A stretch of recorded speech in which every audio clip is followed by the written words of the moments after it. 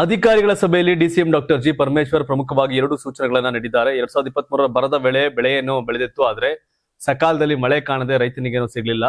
Covid ನಂತರದ ಅವಧಿಯಲ್ಲಿ ರಾಜ್ಯದಲ್ಲಿ ತೋಟಗಾರಿಕಾ ಬೆಳೆಗಳ ಪ್ರಮಾಣ ಹೆಚ್ಚಾಗಿದೆ. ಅಡಿಕೆಯಂತ ಬೆಳೆಗಳು ತೋಟಗಾರಿಕಾ ಬೆಳೆಗಳಲ್ಲಿ ಮೊನೋಪೊಲಿ ಸಾಧಿಸ್ತಾ ಇದೆ. ಅಡಿಕೆಗೆ 15-20 ದಿನ ನೀರಿಲ್ಲದಿದ್ದರೆ ತೋಟಗಳು ಒಣಗಿ ಹೋಗುತ್ತವೆ. ರಾಜ್ಯದ ಬೆಳೆಗಳ ಚಿತ್ರಣವನ್ನು ಗಮನಿಸಿದ್ರೆ ಕಬ್ಬು, ಭತ್ತ, ಅಡಿಕೆ ಮತ್ತು ಮುಸುಕಿನ ಜೋಳಗಳ ಒಟ್ಟಾರೆ 50% ಪ್ರದೇಶವನ್ನು ಆಕ್ರಮಿಸಿಕೊಂಡಿದೆ. ಈ 4 ಬೆಳೆಗಳು ಅತಿ ಹೆಚ್ಚಿನ ನೀರನ್ನ ಬೇಡುತ್ತವೆ. ಈ ಕುರಿತು ನೀವು ಸೂಕ್ಷ್ಮವಾಗಿ ಗಮನಿಸುತ್ತಿರಬೇಕು ಮತ್ತು ಎಚ್ಚರ ವಹಿಸಬೇಕು. ಡ್ಯಾಂಗಳಿಂದ ನೀರು ಹರಿಸಿ ಎಂದು ಒತ್ತಾಯಗಳು ಬರುತ್ತವೆ, ಆದರೆ ಮುಂದಿನ ಜೂನ್ ವರೆಗೆ ಕುಡಿಯುವ ನೀರನ್ನ ಕಾಪಾಡಿಕೊಳ್ಳಬೇಕಾದ ಅನಿವಾರ್ಯತೆ ನಿಮ್ಮ ಮೇಲಿರುತ್ತದೆ ಎಂಬುದನ್ನ ಮರೆಯಬಾರದು ಅಂತ ಎಚ್ಚರಿಸಿದ್ರು.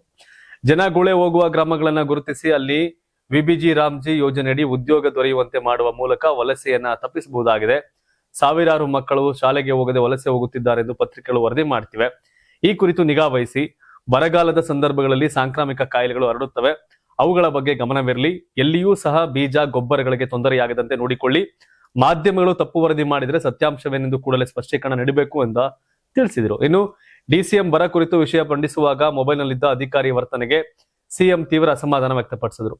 ಸರ್ಕಾರ ಅಗತ್ಯವಿರುವ ಎಲ್ಲಾ ಅನುದಾನ ನೀಡುತ್ತಿದ್ದು, ಅಧಿಕಾರಿಗಳ ಕರ್ತವ್ಯ ಲೋಪದಿಂದ ಸಾರ್ವಜನಿಕರಿಗೆ ತೊಂದರೆಯಾದರೆ ಕಠಿಣ ಕಾನೂನು ಕ್ರಮ ಎದುರಿಸಬೇಕಾಗುತ್ತೆ ಅಂತ ಸಿಎಂ ಡಿಕೆ ಶಿವಕುಮಾರ್ ಖಡಕ್ ವಾರ್ನಿಂಗ್ ಕೊಟ್ಟಿದ್ದಾರೆ.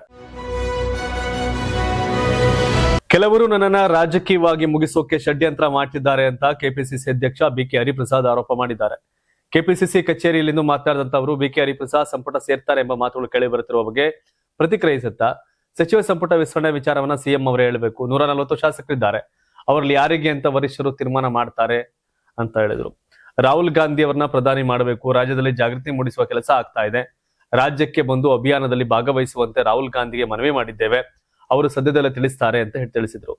ಕೋಟಾ ಎಜುಕೇಶನ್ ಹಬ್ ಅಂತೇವೆ. ಸರಣಿ ಆತ್ಮಹತ್ಯೆಗಳ ಹಿನ್ನೆಲೆಯಲ್ಲಿ ರಾಹುಲ್ ಗಾಂಧಿ ಚಾಂತ್ರೋಕಿ ಗೂಂಜ್ ಎಂಬ ಕಾರ್ಯಕ್ರಮ ಹಮ್ಮಿಕೊಂಡಿದ್ದಾರೆ. ದೇಶದಲ್ಲಿ 152 ಪ್ರಶ್ನೆ ಪತ್ರಿಕೆ ಸೋರಿಕೆ ಘಟನೆಗಳು ನಡೆದಿವೆ. ಸಾಮಾನ್ಯ ವಿದ್ಯಾರ್ಥಿಗಳ ಭವಿಷ್ಯ ಆತಂಕದಲ್ಲಿದೆ. ಬಿಜೆಪಿ ಸರ್ಕಾರ ಇರುವ ಕಡೆಯೇ ಇದೆಲ್ಲ ಆಗ್ತಾ ಇದೆ. ಇದರ ಫಲಾನುಭವಿಗಳು ಬಿಜೆಪಿ ನಾಯಕರ ಮಕ್ಕಳೇ.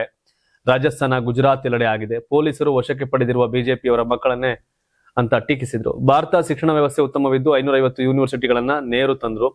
ಅವೆಲ್ಲ ನೆಹರು ದೂರದೃಷ್ಟಿಯಿಂದ ಬಂದದ್ದು. ವಿದ್ಯಾರ್ಥಿಗಳ ಭವಿಷ್ಯ ಕಟ್ಟುವ ಕೆಲಸ ಮಾಡಿದ್ರು. ಇವತ್ತು ಶಿಕ್ಷಣ ವ್ಯವಸ್ಥೆ ಮೇಲೆ ದಾಳಿಯಾಗಿದೆ. ಚಾಯ್ ಪೇ ಚರ್ಚಾ ಅಂತ ಪ್ರಧಾನಿ ಹೇಳ್ತಾರೆ. ಅವರು 1 ಡಿಗ್ರಿ ಮಾಡಿಲ್ಲ. ಪ್ರಧಾನಿ ಫೇಕ್ ಸರ್ಟಿಫಿಕೇಟ್ ಇಟ್ಕೊಂಡವರು. ಇಂಥವರಿಂದ ಇನ್ನೇನು ನಿರೀಕ್ಷಿಸಲು ಸಾಧ್ಯ? 10 ವರ್ಷದಿಂದ ಎಷ್ಟು ಪ್ರಶ್ನೆ ಪತ್ರಿಕೆ ಸೋರಿಕೆ ಆಗಿದೆ? ಇದರ ಮೇಲೆ ಎಷ್ಟು ತನಿಖೆಗಳಾಗಿದೆ? ಪ್ರಶ್ನೆ ಪತ್ರಿಕೆ ಸೋರಿಕೆ ಮಾಡಿದವರಿಗೆ ರಕ್ಷಣೆ ಯಾರು ಕೊಡ್ತಿರೋದು ಅಂತ ಪ್ರಶ್ನೆಯನ್ನ ಮಾಡಿದ್ರು. ಇದಕ್ಕೆ ಬಿಜೆಪಿ ನಾಯಕರು ಏನು ಉತ್ತರ ಕೊಡ್ತಾರೆ ನೋಡ್ಬೇಕು.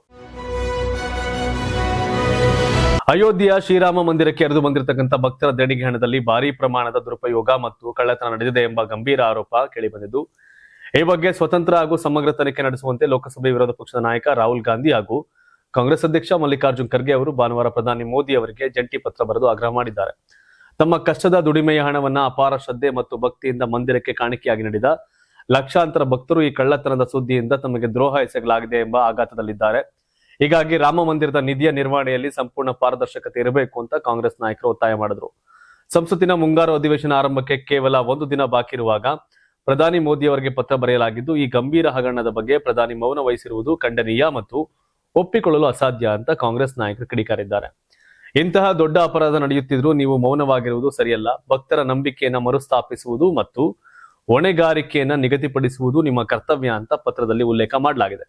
ಕಾಂಗ್ರೆಸ್ ಅಧ್ಯಕ್ಷ ಮಲ್ಲಿಕಾರ್ಜುನ್ ಖರ್ಗೆ ಅವರು ಪ್ರಧಾನಿಗೆ ಬರೆದ ಪತ್ರವನ್ನ ಎಕ್ಸ್ ಸಾಮಾಜಿಕ ಜಾಲತಾಣದಲ್ಲಿ ಹಂಚಿಕೊಂಡಿದ್ದು, ಶ್ರೀರಾಮ ಜನ್ಮಭೂಮಿ ತೀರ್ಥಕ್ಷೇತ್ರ ಟ್ರಸ್ಟ್ನ ಹಣಕಾಸು ವ್ಯವಹಾರಗಳ ಬಗ್ಗೆ ಸಮಗ್ರ ತನಿಖೆ ಆಗಬೇಕು ಅಂತ ಒತ್ತಾಯ ಮಾಡಿದ್ದಾರೆ.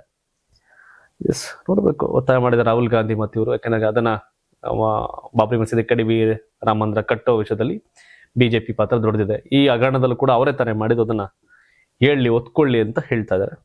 ಖಂಡಿತ ಕಾಂಗ್ರೆಸ್ ಅವರು ಇದರ ವಿರುದ್ಧವಾಗಿದ್ರೆ ಕೇಳೋ ಯೋಗ್ಯತೆ ಅರ್ಹತೆ ಇಲ್ಲ ಅಂತ ಅಪೋಸಿಷನ್ ಬಿಜೆಪಿ ಅವರು ಹೇಳ್ತಾರೆ. ಬಟ್ ಕಳ್ತನ ಕೇಳಬೇಕಲ್ಲ, ಎಲ್ಲ ಸಹಿಸಕ್ಕಾಗತ್ತೇನು? ಬಟ್ ಏನೋ ಅವ್ರು ಸಪೋರ್ಟ್ ಮಾಡ್ಲಿಲ್ಲ ರಾಮ ಮಂದಿರ ಕಟ್ಟಕ್ಕೆ ಅಂತ ವಿರೋಧ ಮಾಡಿರ್ಬೋದನ್ನ ಕಾಂಗ್ರೆಸ್. ಆದ್ರೆ ಕಳ್ತನ ಆಗಿದ್ರ ಬಗ್ಗೆ ಕೇಳೋಕೊಂದು ವಿರೋಧ ಪಕ್ಷವಾಗಿ ಅದಕ್ಕೆ ಅಧಿಕಾರ ಇದೆ, ಉತ್ತರ ಕೊಡ್ಬೇಕಷ್ಟೇ ಬಿಜೆಪಿ ಅವರು.